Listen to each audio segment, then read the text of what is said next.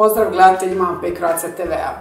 Ja sam Majda, a danas ćemo razgovarati o jednoj masi za fugiranje brkline, MAPE Flexu MS45, s kojim će nas pobliže upoznati kolega Marko.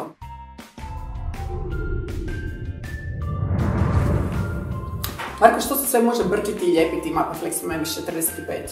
MAPE Flexom MS45 mogu se brkiti gotovo svi materijali koje potrebljavamo u građevinarstvu, a to su i lim, i guma, plastika, beton, opeka.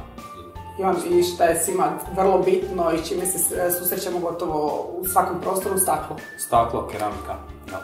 Zašto je ovo brkvilo bolje od uobičajenih poliuretanskih brkvila? Pa bolje je po svojim mehaničkim i trajnostnim karakteristikama, pogotovo u pogledu otpornosti na UV zračenje.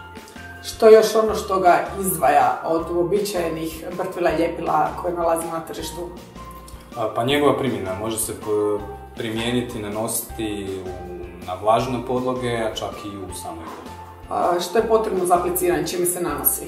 Uobičajena pištolj za kartuše za 300 ml pakiranja. Boje, ono što je vrlo bitno, isto koliko boja dolazi?